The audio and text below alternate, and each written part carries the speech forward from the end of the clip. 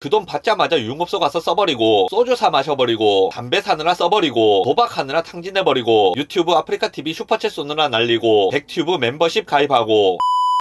빅튜브입니다. 저는 기본소득제를 시행할 수 있는 세상이 되었으면 좋겠다고 생각합니다. 그런데 기본소득 이야기를 하기 전에 한 가지 확실히 해둘 부분이 있습니다. 기본소득제를 시행하게 되면 당연히 다른 복지정책은 대부분 없애는 것이 맞습니다. 다른 복지정책을 유지한 상태로 기본소득을 추가하게 된다면 그건 복지를 지나치게 강화하는 셈이 됩니다. 기본소득을 해서 나타나는 효과가 아니라 단순히 복지를 강화해서 나타나는 효과가 섞이게 되는 겁니다. 그건 기본소득의 장단점에 포함시킬 수 없습니다. 복지의 방법을 선택하는 것이지 복지의 총량에 대한 이야기가 아니기 때문입니다. 치킨을 먹을 때 양념치킨을 먹을지 후라이드 치킨을 먹을지 고민하는데 양념치킨을 고르게 되면 후라이드는 후라이드대로 오고 양념치킨이 또 오는 게 아니죠. 둘 중 하나만 오는 겁니다. 기본소득제를 시행하게 되면 지금 복지정책을 누리고 있는 사람들은 오히려 혜택이 감소할 수도 있습니다. 그건 알고 계셔야 합니다. 저는 기본소득제를 할 수 있는 세상이 되었으면 좋겠다고 생각하는데 지금이 그런 세상이라고는 생각하지 않습니다. 했으면 좋겠는데 지금 하면 안 될 거라는 걸 아는 겁니다. 기본소득제 이야기를 하면 단순히 기본소득제 이야기만 할 것이 아니라 복지의 전반적인 부분에 대해 생각을 좀 해볼 필요가 있습니다. 복지 정책을 펼치는 방법 중 개인에게 지원을 하는 방법에는 크게 두 가지가 있을 수 있습니다. 한 가지는 꼭 기본소득제만 그런 것은 아니지만